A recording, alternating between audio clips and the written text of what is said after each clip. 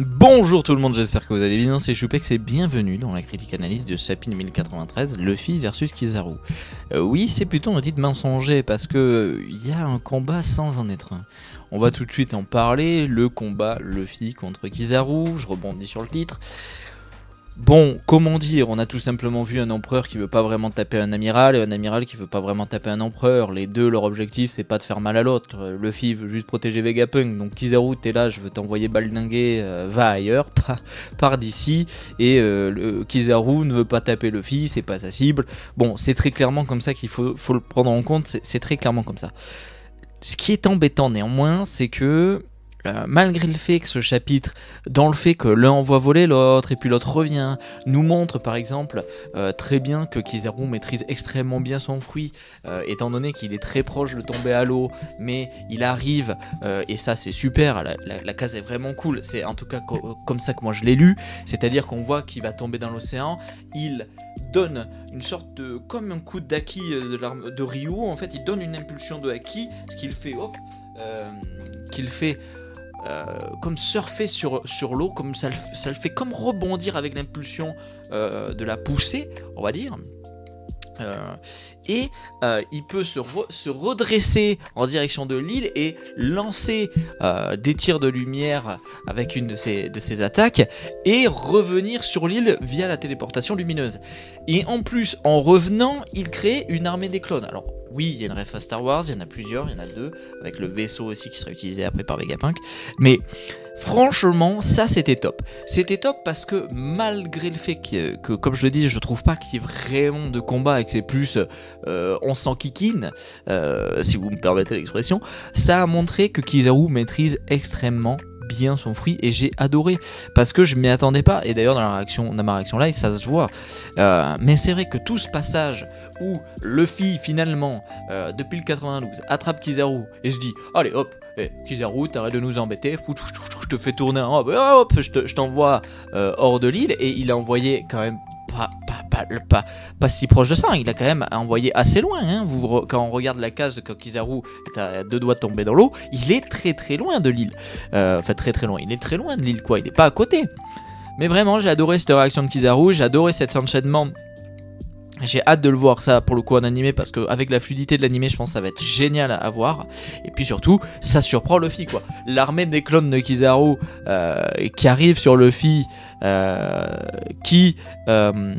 ils ont tous une épée de lumière qui d'ailleurs arrive à blesser Luffy, hein, parce que Luffy va se faire trancher, et Luffy qui donc se dit mais merde, qu'est-ce que c'est que ce truc, c'est des hologrammes aussi, bon je vais courir par là, ah ben non je fais semblant de fuir, et qui les détruit tous en même temps, sauf qu'en fait eh ben non c'est pas le vrai Kizaru, parce que Kizaru c'est pas toi qui veux combattre Luffy. Kizaru il est en train, il est au milieu de Nami, Usopp etc,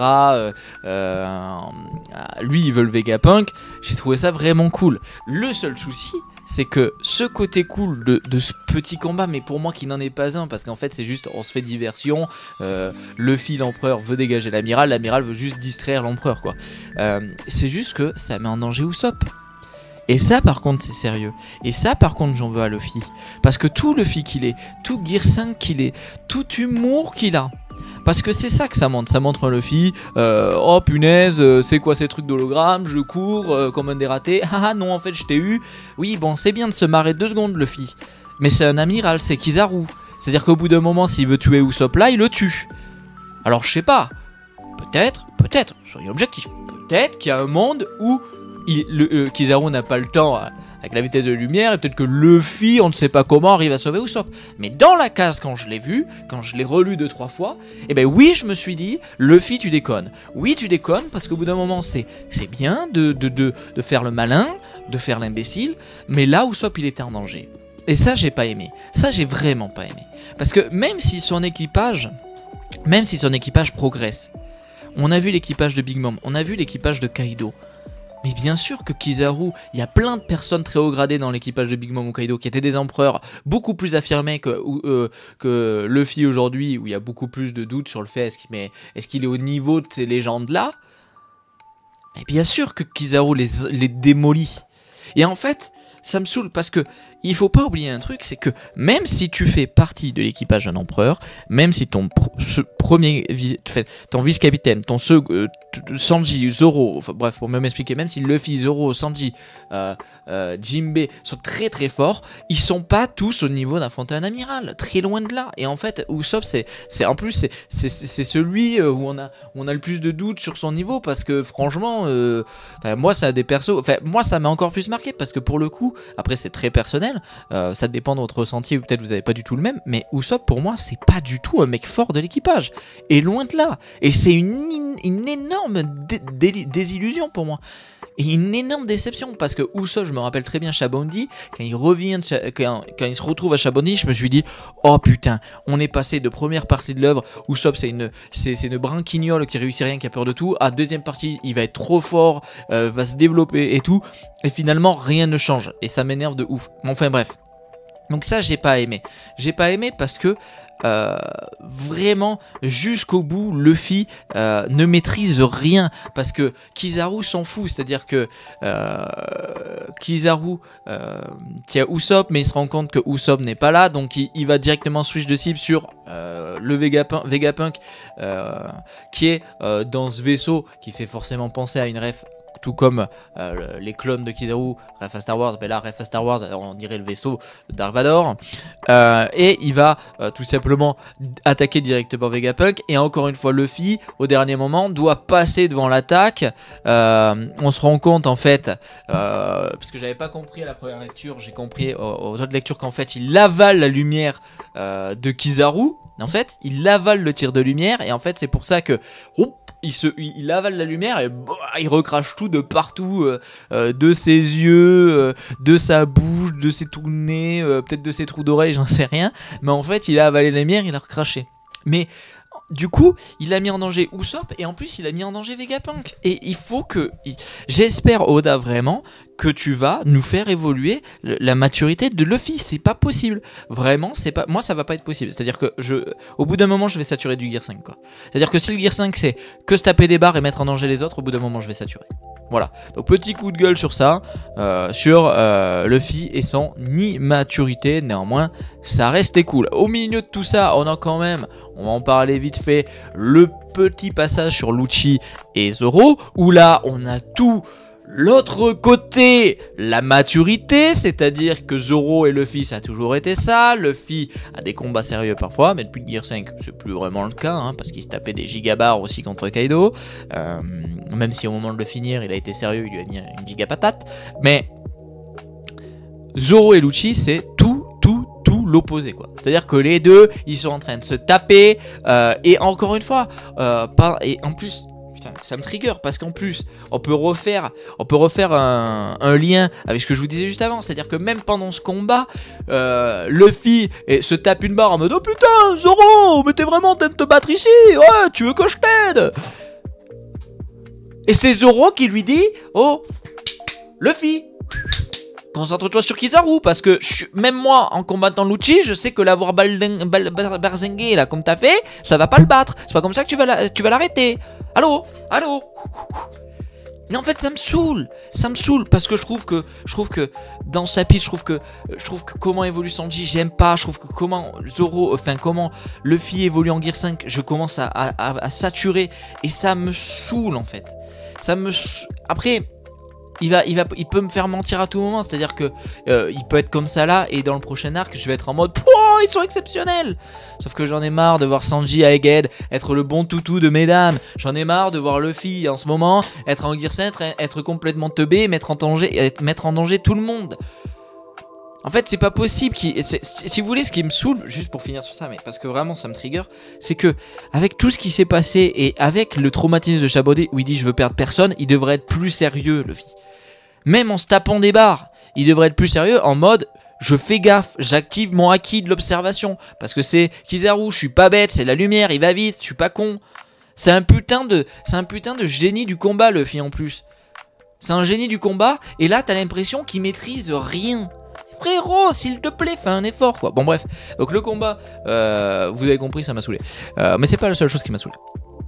Le combat contre Lucci et Zoro, bah trop cool, j'ai juste envie que l'animé nous en donne plus, donnez-moi plus que ces simples pages, parce que putain c'est trop stylé, entre le fait que ça fait penser à Enies Lobby, et qu'à Enies Lobby, alors c'était plus à Water 7, Zoro s'était fait plier en 4 par Lucci, hein, souvenez-vous, c'est dans la maison, dans la mairie de Hagbard,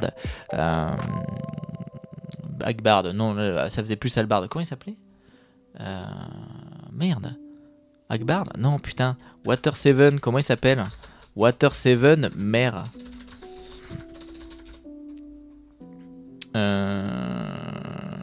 Iceberg, voilà. Bon, on n'était pas trop loin.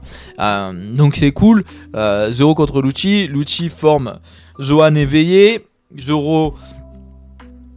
Alors sur les dessins que moi j'ai vus, il y a du haki les gars, hein, il y a du haki, les sabres ne sont pas noirs, je pense que c'est une erreur d'un assistant ou d'Oda, mais néanmoins il y a quand même cette fumée significative du haki, et en plus si les sabres noirs, pardon, c'est juste que les sabres noirs ne sont pas noirs sur la case, la grande case où il y a le Lucci et Zoro se tapent, mais sur la case d'après les sabres sont bien noirs et il a bien la fumée autour des sabres, donc on est bien sur un combat assez cool. Mais ce qui est important surtout, c'est le discours de Zoro qui dit tout simplement à Lucci, bah, tu ne peux pas affronter mon capitaine, pas avec ton niveau actuel, c'est pas possible, je peux pas te permettre de lui faire perdre du temps.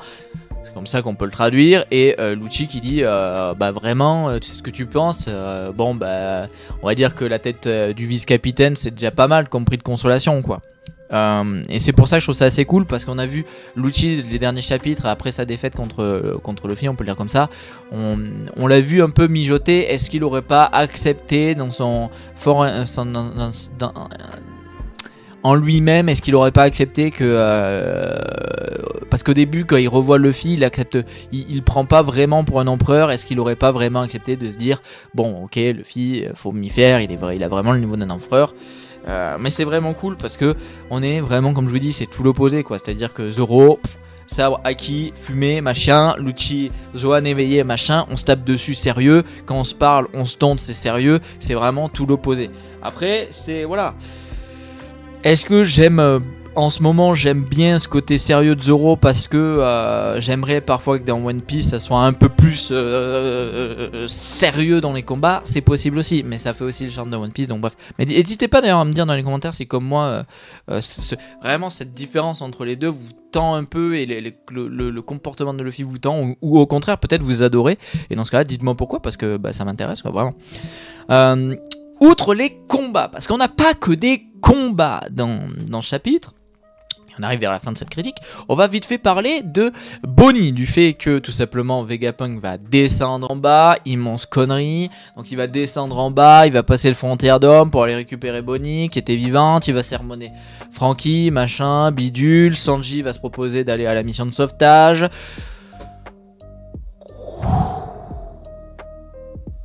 À quel moment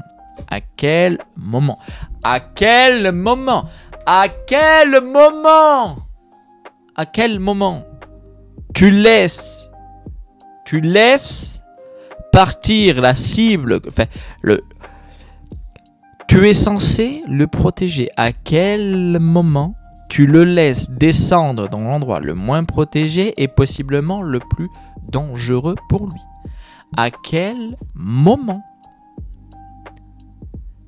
C'est quoi cette merde? Et d'ailleurs, même si Sanji et Jinbei ont l'air de... Enfin, Sanji va aller avec eux et Jinbei d'ailleurs, en fait, c'est tout simplement qu'il va préparer la sortie. Moi, ça me trigger de ouf, en fait. C'est-à-dire que... Alors oui, dans tous les cas, ils auraient dû sortir du Frontier Dome parce que la mer, elle est en bas, donc s'ils veulent partir... Bon, en réalité, moi, je comprends pas que depuis le début... Moi, alors c'est personnel, mais je comprends pas que depuis le début, ils se soient pas foutus sur le Sunny, droit à la mer, on se met sur le nuage, droit à la mer, coup de burst, on se casse, en fait. Bon, il y a le Frontier Dome, tu le désactives avant de partir, tu sacrifies un Vegapunk au pire. Bref, tu m'as compris. Outre ça, donc le fait que du coup Vegapunk va aller sauver Bonnie, qu'on voit une évolution dans cette relation Bonnie-Vegapunk, c'est surtout du côté de Bonnie qui a appris à pardonner à Vegapunk, parce que Vegapunk depuis le début il n'en veut pas à Bonnie.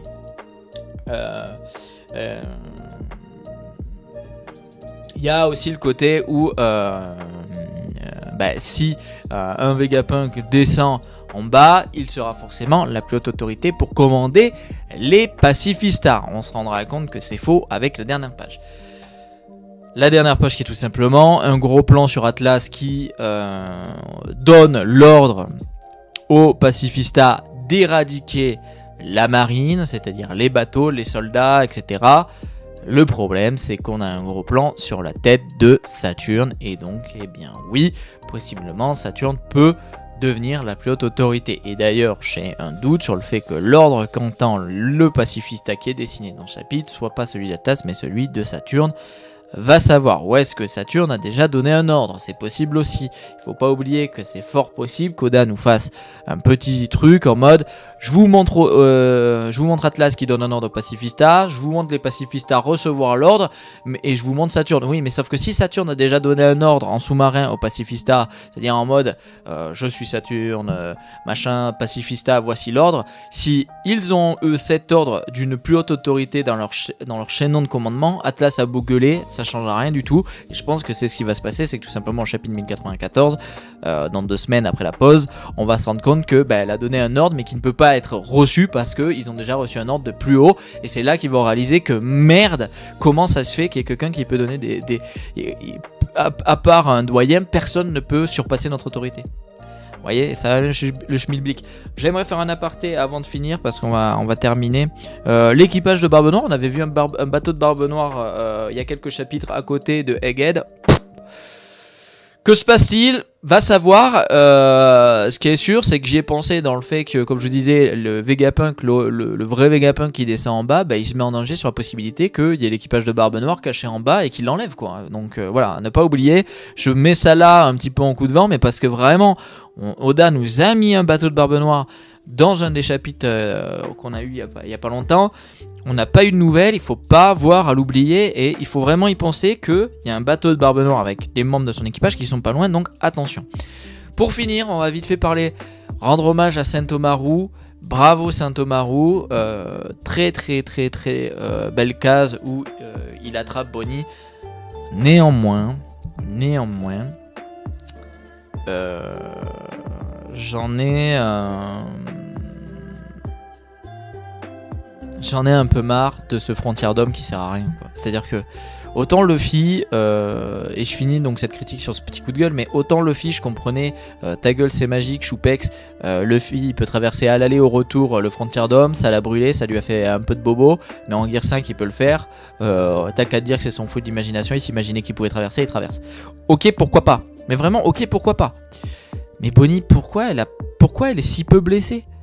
C'est-à-dire que, malgré le fait qu'elle ait passé le frontière d'homme, c'est-à-dire que c'est même pas que ça. C'est-à-dire qu'elle a traversé le frontière d'homme en se prenant un kick de Kizaru. Donc elle se prend un kick de Kizaru, elle traverse le frontière d'homme, et elle peut transformer une partie de marine en vieillard en bébé. Aucun souci. Elle peut mettre sa capuche tranquille, souffler parce que Sentomaru l'a rattrapée. Tranquille, aucune répercussion. Elle est pas crevée, elle est pas... Et en fait ça me saoule. Ça me saoule parce que j'aurais aimé qu'il y ait une mission de sauvetage sur Bonnie, mais qu'on se dise putain, Bonnie elle peut rien faire. Bonnie elle peut rien faire, elle est dans un état piteux, elle est derrière. Sentomaru l'a récupérée, mais elle est dans un état piteux, un peu comme Sabo, vous savez, quand il était dans la cale du navire post son attaque à Marie-Joie et tout, il était dans un état où tu disais merde, là c'est vraiment la merde pour Sabo. Il va avoir besoin un peu d'aide, il va avoir besoin d'être secouru, et parce que là il s'est fait blesser, quoi. Et en fait c'est ce que j'aurais aimé avoir, c'est-à-dire que là le frontière d'homme, on n'a aucune répercussion sérieuse. Il est à 100%, il est censé être la meilleure défense d'Egghead, machin, bidule, truc très sérieux. Si tu le traverses, tu peux pas le traverser à part Kizaru avec la lumière, machin. Ça fait quand même 3 fois que quelque chose le traverse et il y a rien, à part qu'ils sont un peu brûlés. Bon, merci quoi. Alors Luffy, comme je dis, je peux comprendre, mais Bonnie, ça m'a fait chier. Malgré le fait que, je le répète, son chara design avec la capuche incroyable s'il y a des figurines. Si j'ai les moyens, j'achète direct, parce qu'en plus, vous le savez, Bonnie, moi, gros crush sur le perso, je trouve que le chara design est trop cool, et en plus, son histoire on a eu un peu de son histoire de plus en plus avec Egghead. Alors, moi qui adorais le perso, j'ai encore plus kiffé, donc bref, vous le savez.